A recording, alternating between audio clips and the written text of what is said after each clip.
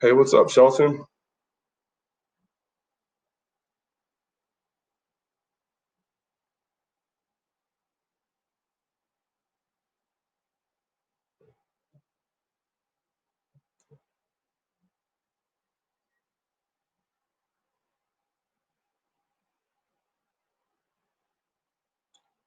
Good afternoon, Robert.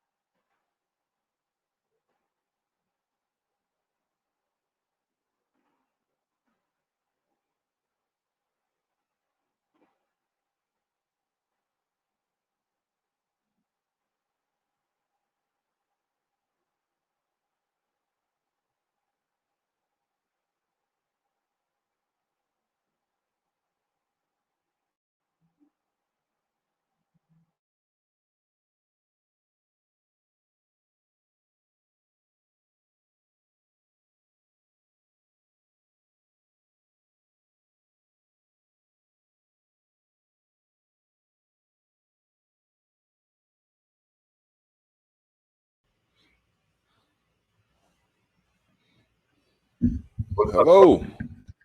Oh, man. How you doing? Doing good, doing good. Can you hear me? Yep. Sounds good. I can hear you. All right. Loud and clear. Yep, you can. You can hear me? I'm good. Yep. All right, cool. Good. Thumbs up. All right, for sure.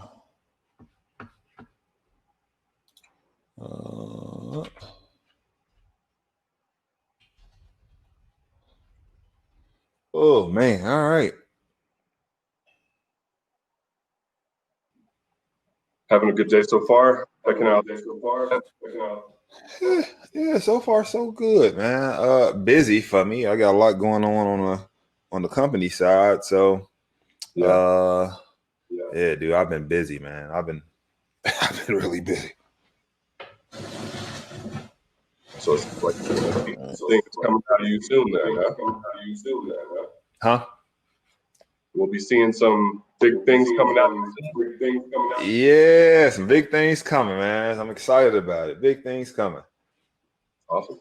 It's just, man, startup life, scrappy startup life is scrappy startup life.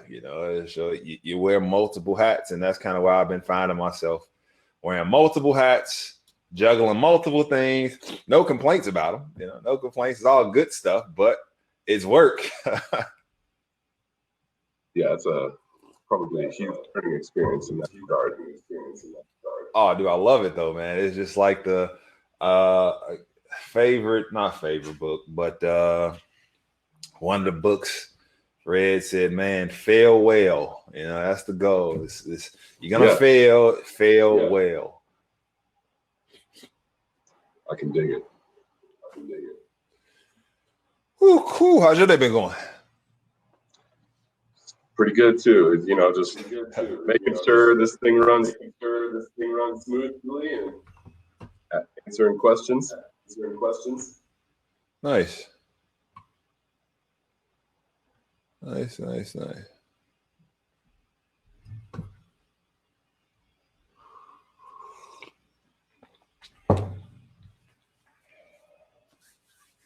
Cool, man. Well, this is this isn't gonna be super new for you. I feel like it's gonna be an extenuated version of our convo.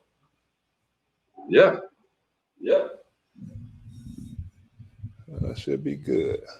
With some added bonus features, I guess. That's No, that's good.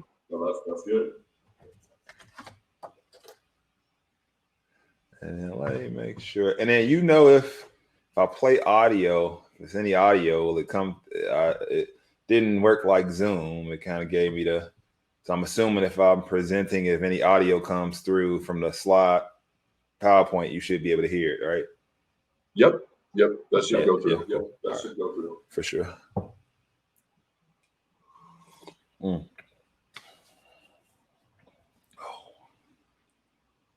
Awesome.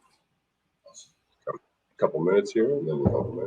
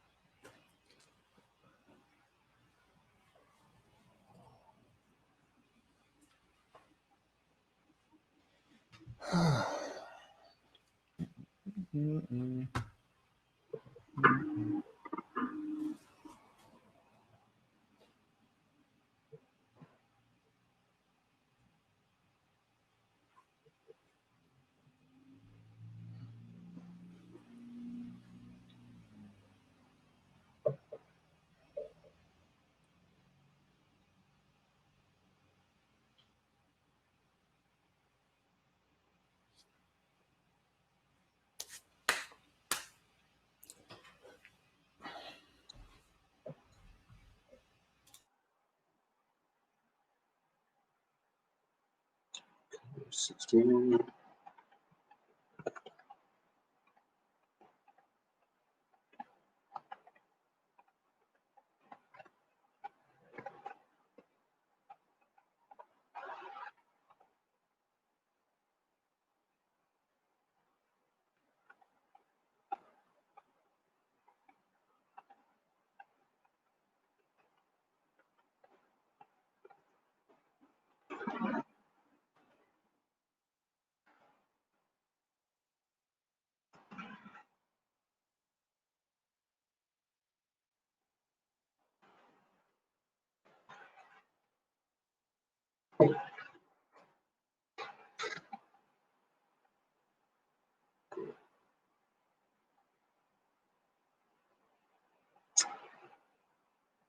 All right. Well, it looks like it's hitting 3:15 on my end. Got about 20 people, so we'll give it another minute here.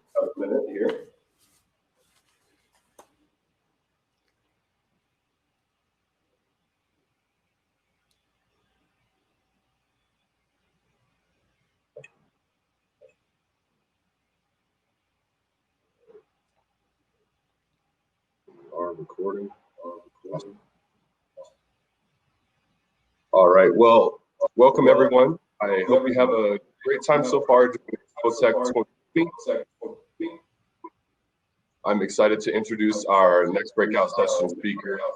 Here are a few things about our speaker. I'm actually going to mute you real quick there.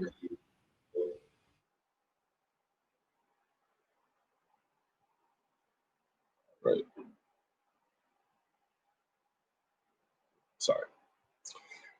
2 years ago, he committed to reading at least one business or personal growth book per month and is currently at 31 books. He's a first season golfer thanks to COVID with a shot of 91 this season. A chess player, a proud girl dad, and proud partner of Shelton Banks, who has recently been motivated to launch her first startup. Over the last 2 years, he has helped and coached about 100 people who on average made less than $17,000 a year. And these individuals now collectively make over 6 million and has partnered with over 100 companies to help drive D&I and or revenue. Please allow me to introduce Shelton Banks, CEO of Rework Training. Thanks for joining us today, Shelton. Thanks for having me. I'm excited to have this discussion. All right, so I'm gonna dive right in, and let's see, get my screen share going here. All right, beautiful. All right, so what I'm going to be talking about today, the business value behind diversity and inclusion. And this is how I'm going to start. So I want you to imagine something for a second. All right. So I want you to imagine that every year you go to the doctor, you go visit the doctor. And this is a competent doctor. He's been around in your family for a couple of years, and you know him really well. He knows your kids. But every year, for some strange reason, you get these massive headaches. I mean, huge headaches. And so like you call the doctor up, you do the standard check-in like many of us do. You go to the doctor's office, you check in at the front. They give you the clipboard and they say, fill this out and the answers. You answer the standard questions of, all right, like smoking, drinking, any surgeries, any accidents happen. You answer the questions, you give it back to the receptionist. They finally get you back to the office, and you don't see the doctor yet. Of course, you see the nurse, and the nurse comes in and checks your vitals, your blood pressure, and your temperature. And all right. The doctor finally comes in. He comes in with a clipboard and he looks at you and says, "Oh, Shelton, looks like you got headaches. Take 2 Tylenol and you'll be all right." And you say, "All right, doc, thanks. Take 2 Tylenols and I'll be all right." I forgot to add one little detail though. Let's just say that you've been having headaches every year for the last 56 years.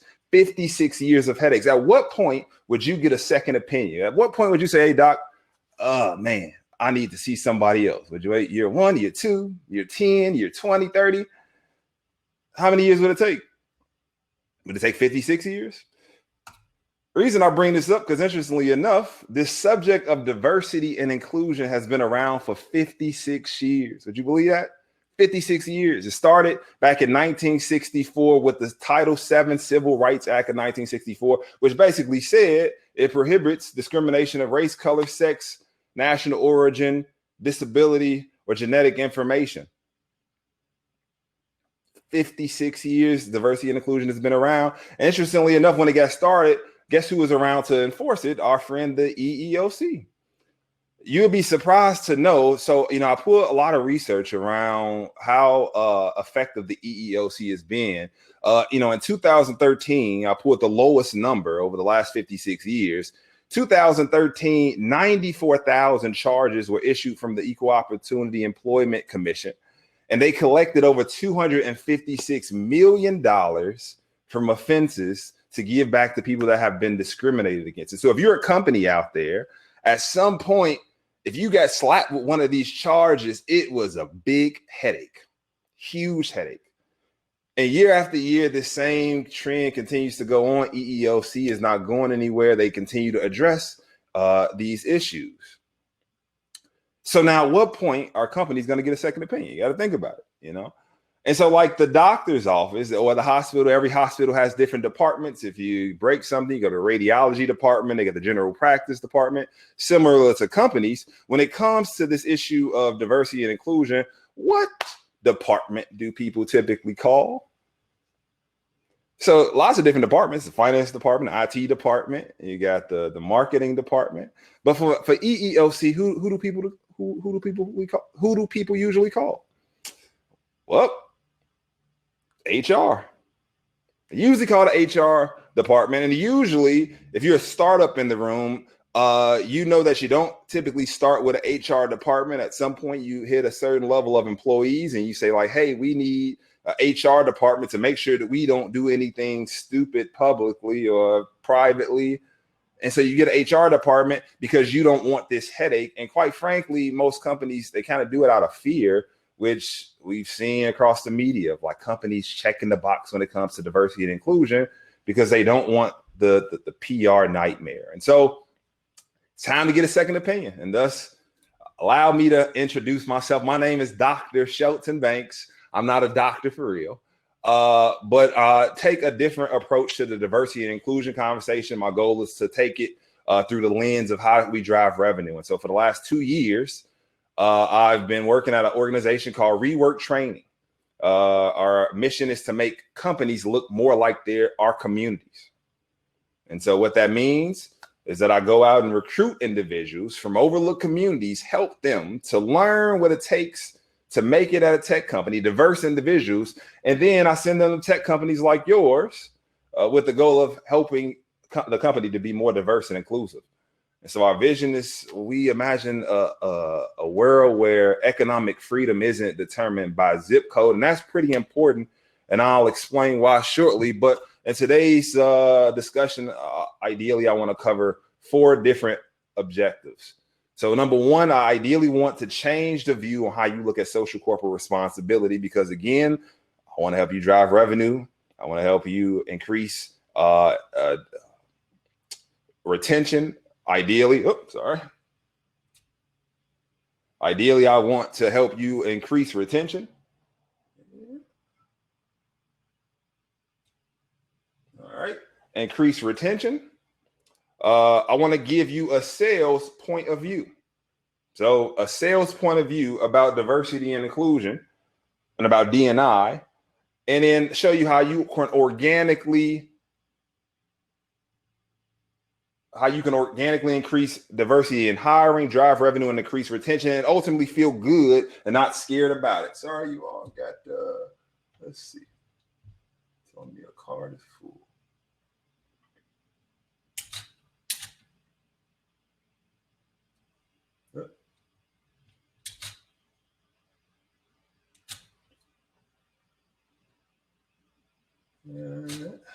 All right. Nope. Small technical difficulty. All right. Well. All right. So, of course, there is going to be an elephant in the room when you think about it. We're going to connect a lot of dots here today, and there's going to feel like there's an elephant in the room, which most of the time companies feel like there's an elephant in the room, especially when we talk about diversity and inclusion. My goal is to hopefully make sure that that elephant goes away. But as we connect dots, you're going to at some point feel like there's an elephant, and that's okay. So I want to tell you a little bit about me, and we're going to fix this problem by means of my story. So I come from Chicago. Chicago is a pretty diverse place. If you take a look at the map here on the left, you will see that pretty huge place. On the right, you'll see a breakdown of all the neighborhoods from a revenue standpoint. Interestingly enough, 52 different neighborhoods in the city of Chicago. The second to highest per capita income neighborhood is called Lincoln Park. There, 71,000 is the average income per capita. The lowest is a neighborhood called Riverdale. I came from a neighborhood called Roseland. In Roseland, $71,000 was the average per capita income. Unfortunately, low class family is where I came from. And so if you could imagine living on $8,000 a year per capita, imagine what that would feel like. Imagine what that would be like. Imagine the resources that you would have at your disposal wouldn't be that many. Unfortunately, wouldn't be that many. Imagine what the schools would be like. Imagine the healthcare that would be available to you. Resources will ultimately be limited. And so if you can think about all the different gaps that exist in a community like the one that I'm from, plenty of gaps. And if you like me, you know, Nathan mentioned that I like to read books. One of my favorite books is Simon Sinek. And he is the author, Start With the Why. I'm a huge Start With the Why guy. And of course, he introduces this golden circle of, you know, not the what, not the how, but ultimately, let's talk about the why. Like, why is extremely important in figuring out who you are. People don't believe what you do. They believe why you do it. And so if you think about this diversity, this economic gap that exists, if you think about why companies have these issues in the first place, oftentimes they discuss the symptoms, but don't discuss the underlying problem. And for me, I've done a lot of research on this topic. And so let's talk about some of the underlying problems, and really is just one. And here, get ready for the elephant in the room. Unfortunately, in America, slavery, or just in general, slavery kind of played a big part. And now you're like, oh, Shelton, you dropped the big S word. Where are you going with this? And so let's discuss it.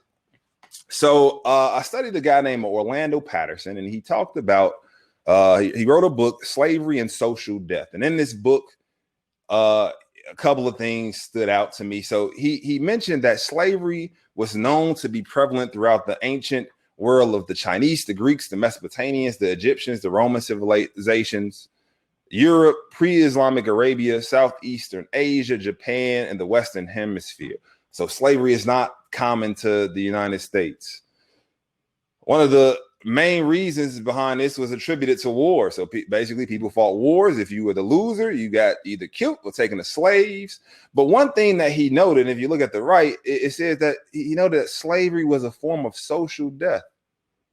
That basically that slaves were subject to abuse. The majority of slaves historically were outsiders, not only in a literal sense, but they came from a different society and belonged also in a not only in a literal sense, but also in a figurative sense, and were excluded from majority of the freedoms recognized by those who were free, which contributed often to wealth gaps of previous slaves, poverty, privilege rights, and deprivation. And so it's funny because I continue my research and said, well, let's find an example of this. And the most modern example is the people of the Roma, the Europeans, the Romas. So they, unfortunately, they left India 1,500 years ago because of oppression. But currently in Europe, they're the largest ethnic minority in Eastern Europe. They were one of the targeted populations of World War II. Currently 10 million to 12 million currently living in Europe, and arguably the most vulnerable population of statelessness. And so it asks the question, did slaves ever get equal rights? That's the question. And so when it came to the Romas, Europe had a whole decade contributed to the Roma. Decade of inclusion is what they called it, from 2005 to 2015. And I'm just going to read this verbatim of what I learned. It said, integration and inclusion efforts for the Roma population largely failed despite multiple attempts, including a multinational decade of Roma inclusion. A brief summary of why it's failed said that this status quo exposed the decade of Roma inclusion, the international appearance of progress concealed a devastating regression at home. Works well for a narrow elite, but too many politicians, civil servants, experts, staff of international organizations, donors, and local NGOs comfortably entrenched themselves in the industry of report writing, conferences, and usually EU-funded projects. These activities might lead to limited improvement, but at the domestic level, they have been ineffective at creating equal access to public service for the Romas. It went on to say, and it ended the quote, "We who claim to be most concerned about and committed to inclusion need to change the way we work. And this starts with some hard truths about the real obstacles to inclusion," end quote. Kind of sounds familiar to what we exist today in the United States. Diversity and inclusion is hard. And so I said all that to say that this is going to be difficult. When you think about diversity and inclusion, this is going to be difficult because ultimately we are trying to make history. If you're trying to use diversity and inclusion to drive revenue and business, and you want your company to be diverse and inclusive, it's going to be difficult. It's going to be difficult. And so back to me. Let's talk about me a little bit more before we get to the big part. So if you think about my generational wealth, I actually took a DNA test not too long ago, ancestry.com. And here's my generational wealth path. So my great grandparents, unfortunately, were slaves. And what they passed on to my grandparents was, you need to survive and stay alive. My great grandparents, they understood how to fight for your rights. They were brought up in the civil rights era. My grandparents understood education was important. And then my parents basically told me, don't make the same mistakes twice. Here's my legacy. Get your education, fight, stay alive, fight for your rights. Don't make the same mistakes twice. And so when you think about me as a person, and again, I can't speak for every person of color, but when you think about me as a person of color, at what point, who taught me business development?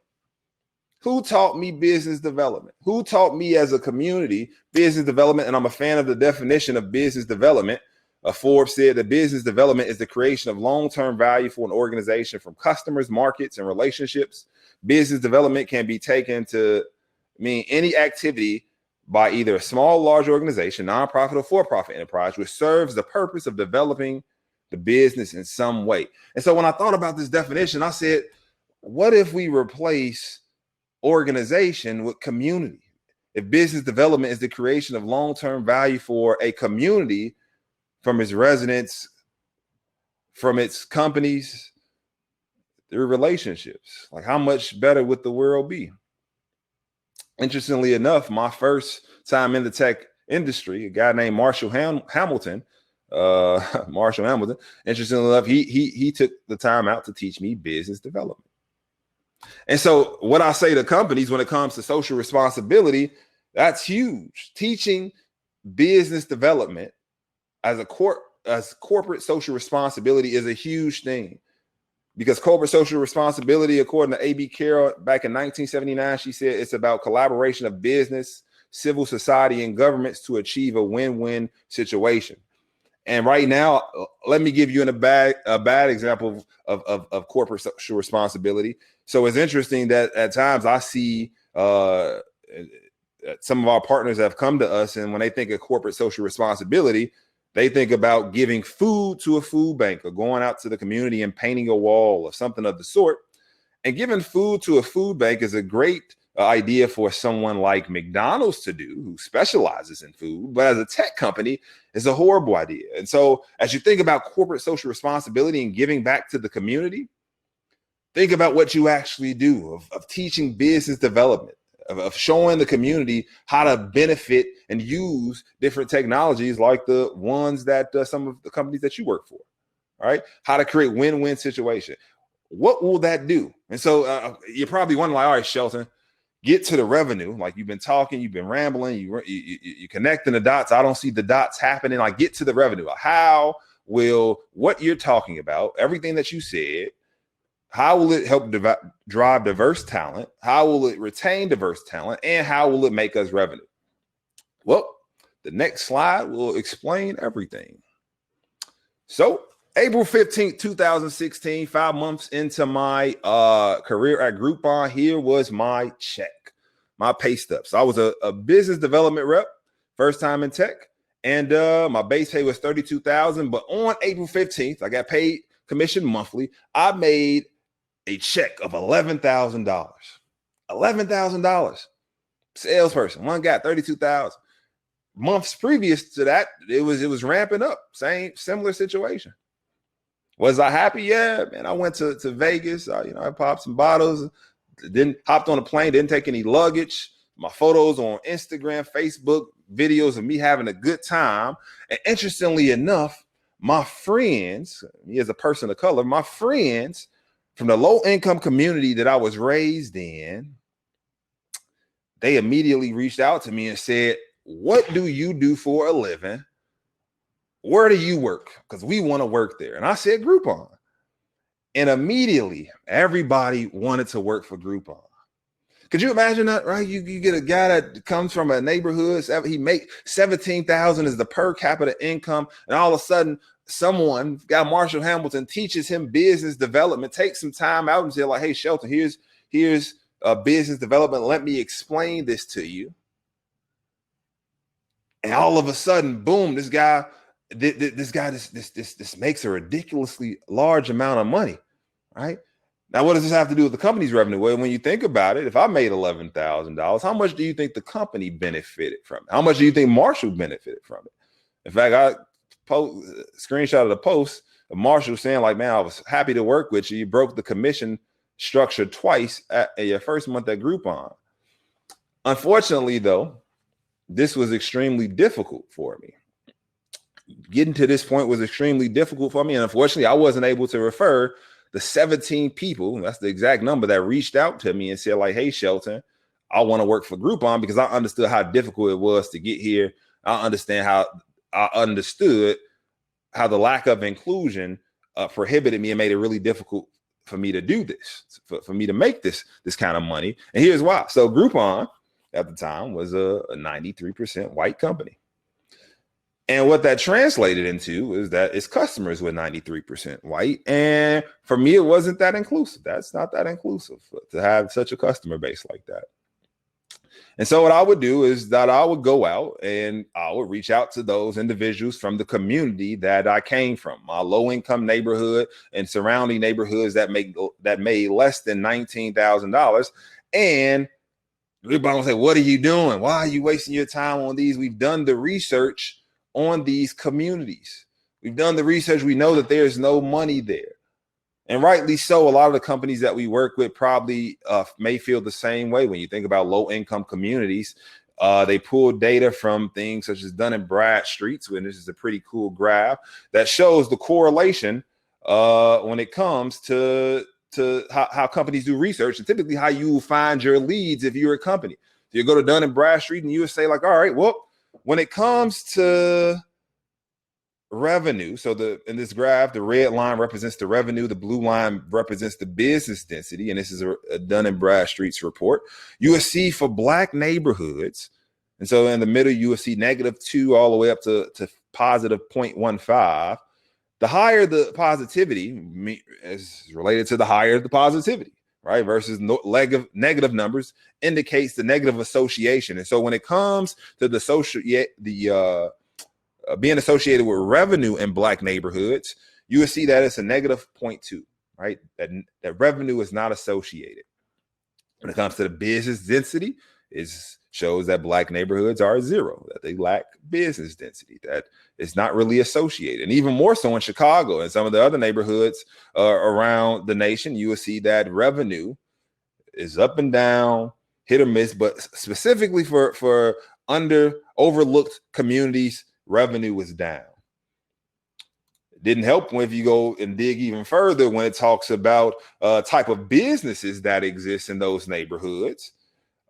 Studies from Dun & Bradstreet show that when it comes to businesses that have 1 to 20 employees, there's really no or a negative association with those neighborhoods. But on the flip side, when it comes to non-employee businesses, there's a really high association with those. And so if you're a business, this makes sense. You would say like, all right, man, low income neighborhood that Shelton was from means low income businesses. And that's not really the full story. And so DNA or D&D will not drive revenue or increase your retention is the message that I want to drive home. And so what do I mean by this? So D&E is diversity and exclusion. Diversity and exclusion, which is how most people of color often feel when they first get to a company that's majority one way. All right. DNA is diversity and assimilation. And so often, I'm pretty sure you've heard this, fake it till you make it. If you're a person of color and you're surrounded by 98% of one way, you're going to fake it a different way. And so quite often you'll find that employees will go from diversity and exclusion to diversity and assimilation, and then they'll navigate to diversity and differentiation, which means that they're different, right? Those won't increase retention or drive revenue. What companies need to realize, like, hey, you need to trust that if you teach the community business development, that the community will give you the big picture. And so let me give you the big picture about my community. So of my community in Chicago, 60% of communities of color are unbanked. In the US, 90 million households are unbanked or underbanked. What that means is that they do not keep money in the bank. They do not take money. They get a paycheck. They go to a currency exchange, or they use a prepaid card, and $196 in prepaid fees. They don't use the banks. They don't use the banks, which must mean if they don't use the banks and keep their money in the bank, and more than likely the businesses that they go to in those neighborhoods probably majority of the time use cash as well. Why would you go to a bank if majority of your consumers are using cash, right? And if you think about minority neighborhoods alone, like how much money could they be holding on to, then becomes the question. Well, according to a study done by Forbes, in 2015, the African-American spending power is 1.2 trillion. As of today, is 1.8 trillion. $1.8 trillion, 60% of it is unbanked. 60%, which means that money stays in those communities, in those little mini pockets, in those ecosystems. But it's interesting enough that Intel did a study of 150 different tech companies, and they said by improving ethnic diversity at tech companies, it will generate an additional $470 to $570 billion in new value. So imagine $470 billion in new value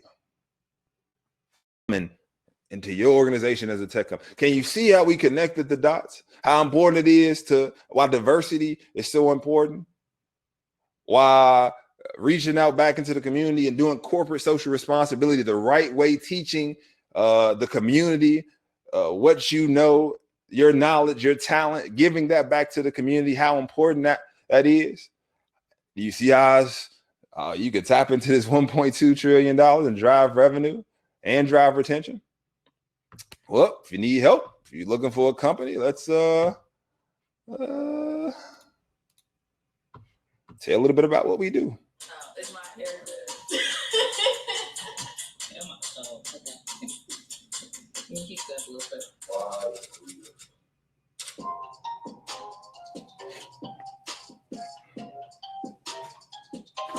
The energy I think that's created within Rework is very positive and very uplifting. I never would have even believed that something like Rework kind of existed. 8-week program that basically they kind of gave you a glimpse into all the different avenues of, you know, this new career field.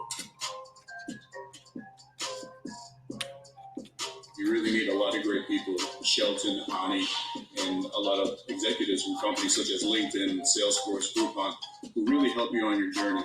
Letting them know, like, hey, there are other outlets. If you don't have a degree, tech sales specifically is a great place for you to be because they're looking for people of color, women of color, men of color, all shapes and sizes. There's definitely opportunity here.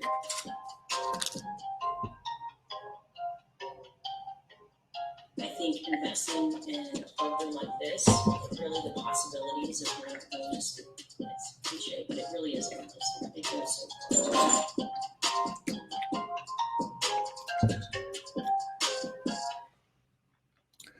So if you are struggling, I have this mantra: diversity and inclusion has to be more than an intellectual exercise. You can't be diverse and inclusive professionally without being diverse and inclusive personally. That means that if you do diversity the right way, if you use corporate social responsibility to drive your company's behaviors, not only will it make it easier for you to recruit talent, but it'll make it easier for you to retain the talent. And you will make money doing it. And of course, if, like I said, it's going to be hard, but if you do it the right way, and if you need a partner, we're here to help. And I end with our mantra at Rework, which is get this work. And so hopefully this was helpful to kind of help you navigate and steer how you plan on driving revenue. Happy to answer any questions.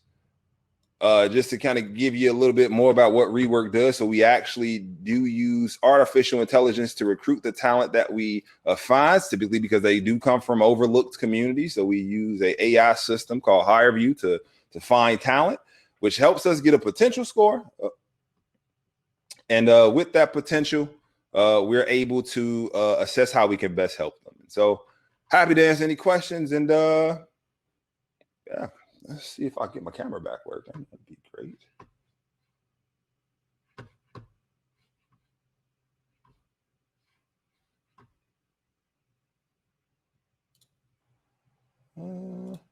I'm still here, guys. There we go. Wow, Shelton. That was amazing, man. Thank you very much. Thank you very much for your insight and your knowledge on this topic. You know, I had one question. If you are, I think you might be jumping right back on, so I'll wait to answer that. But if anybody else does have any questions, please put those in the chat, and I'll be able to get him to answer those. There we go. Oh, it looks like you're back. I think I'm back. I'm back. Okay, awesome. So yeah, Shelton, I did have a. Are you still in communication with the tech companies that you had previously working with? Yeah, we are. So we go ahead. No, I was saying we are. So you know, it's one thing to get a person a job in tech. It's another thing to help them stay and keep jobs in tech. And so every you know, we have this mantra: once a part of Rework, always a part of Rework. And so we're still in contact with the companies. They give us feedback on the employees that are there, and we continuously support them. either by means of like direct coaching with the BDR employee that they have, or helping them to scale out things like the employee resource groups. Okay. Are you able to offer remote services? You cut out a little bit there. Out of here, Nate. Are you offering your D&I services or trainings remotely? Yep. So we do. So we offer D&I training services remotely. And again, the goal, we take a different approach to it. So we do address the HR side of the D&I aspect, but we address D&I from like a whole company lens. Because ideally, when organizations come to us and say like, hey, I want to be more diverse and inclusive, and I want to increase my pipeline, we aren't a staffing agency. And we usually ask the question like, well, what's wrong? What are you doing wrong? We should do this together. And organically, we'll fix some of the problems. And so like, yep, to answer your question directly, we do offer diversity and inclusion training with the idea of after we train you, we're going to work with you to help you get more exposure in the communities that you want to tap into, which will help, you drive more traffic from a diverse pipeline standpoint, but also from a diverse revenue standpoint. Awesome. Thank you very much for the question. It does look like, Matthew, similar. Are there services like this in the Omaha area, or do you work on Chicago? Yeah, so we're scaling outside of Chicago. So this is kind of like the undisclosed, unofficial launch, but starting in 2021 and now. So we've been testing it. We've been working with companies in the Bay Area, in New York. And so any company that's in Omaha that's interested, we're more than happy to work with.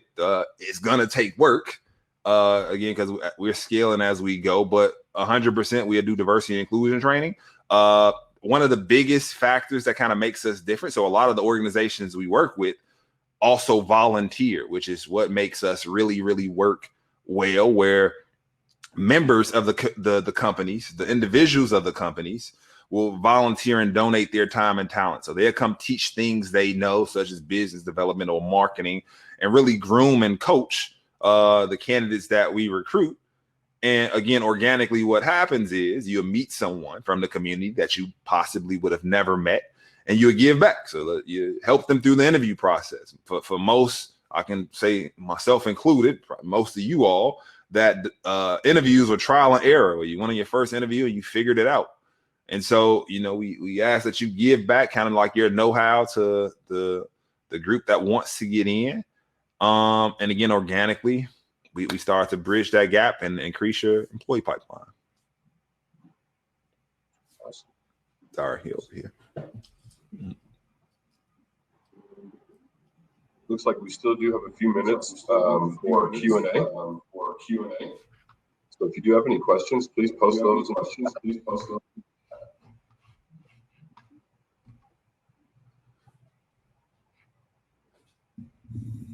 I'm curious, you all, how often does the diversity and inclusion topic come up for you all?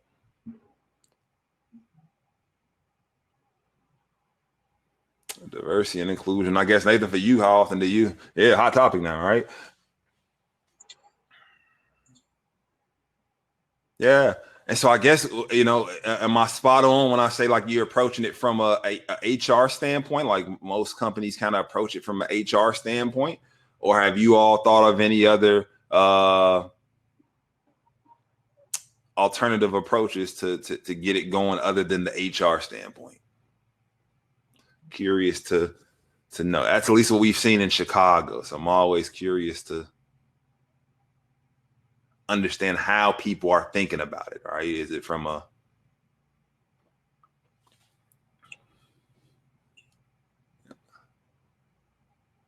Gotcha.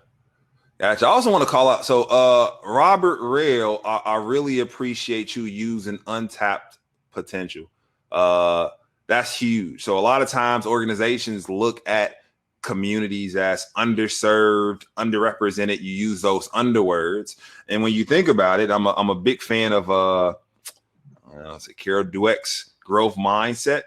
Those underwords kind of carry this under mentality oftentimes, especially in low income communities. And so we like to refer to people as untapped talent, overlooked potential, and that really starts to change the mindset of individuals, and really helps you to be indebted to those communities that you want to tap into.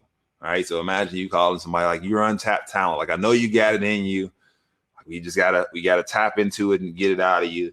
It'll go a long way.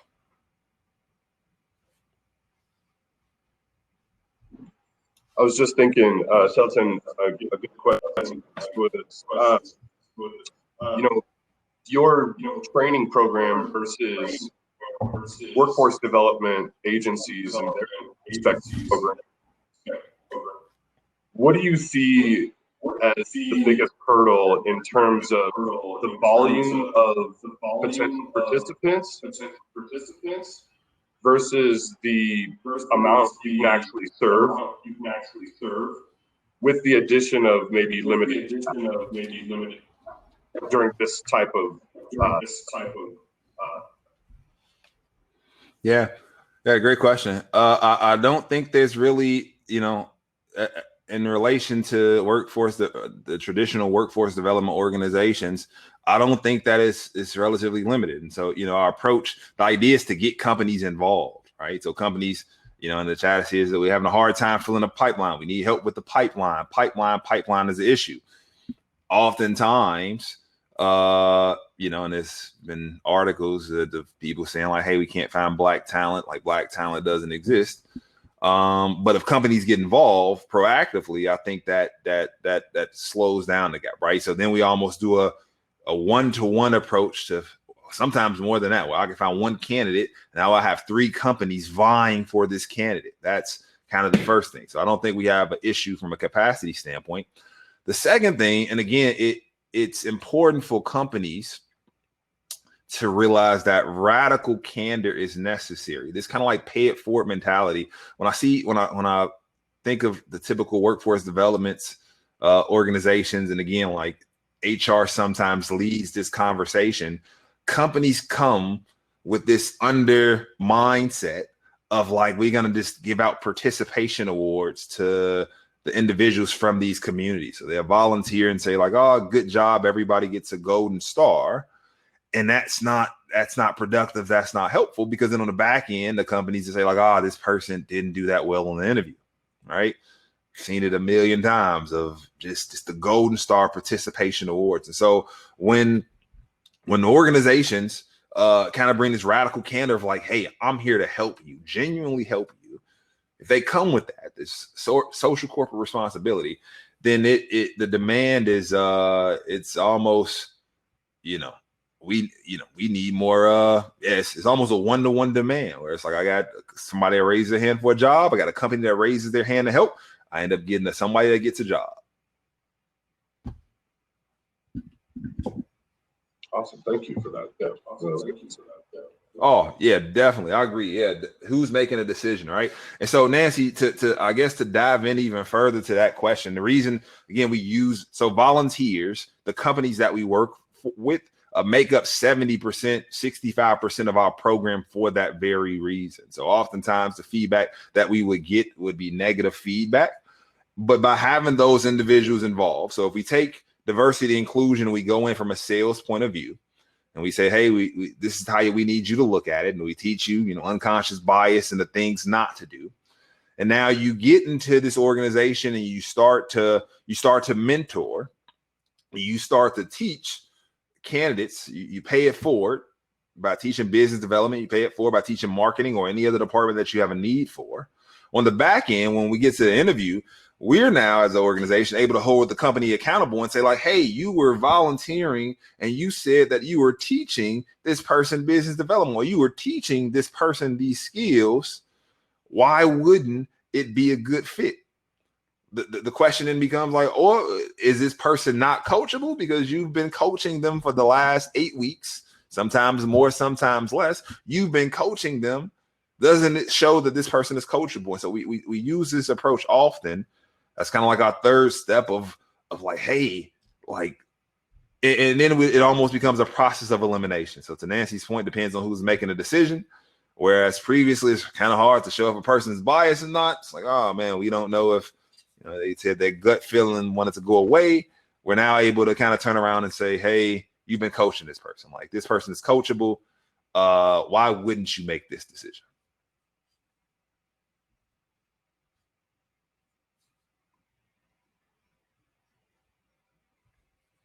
Yeah, and I'm going to also.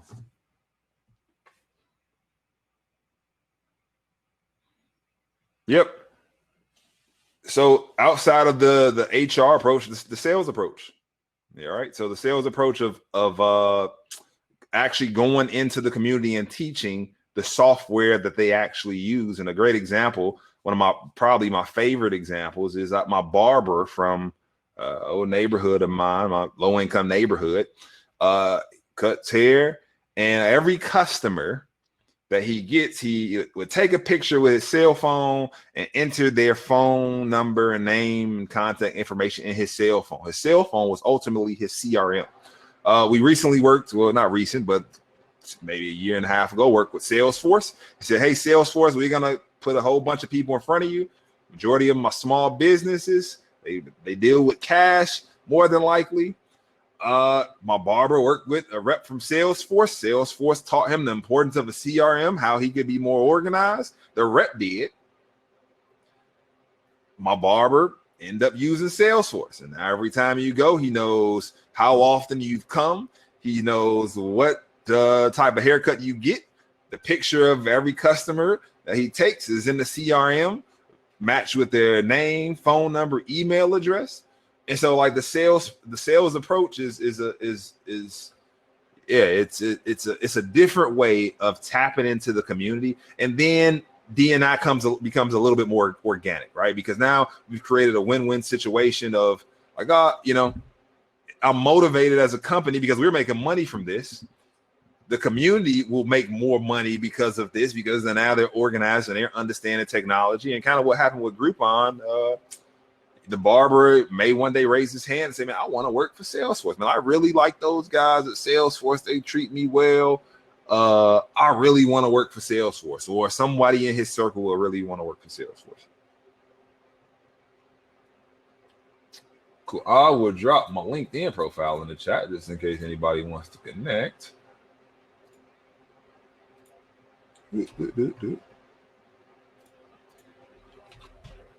Hello. Cool. All right. Well, it looks like we are at our time, Shelton. I do want to thank you again for taking your time out of your day to join us today on this topic. Very, very important topic. Obviously, super relevant during this time. Yeah, if you want to reach out to Shelton, he has his link in the chat there. And then we also do have a link for the survey for this session. Thanks again, Shelton, for coming out and giving us a very insightful, meaningful presentation. I think it really was a very different type of presentation than some of us are used to in this topic, and I think it really hit home. So thanks again, man. For having me. Technical difficulty, we made it through, but thanks for having me. I think you did flawless. You're awesome. Solid. All right. Well, if everyone wants to get back into the networking sessions, the networking should be available for the remainder of the event. Other than that, thank you very much for joining us in this session.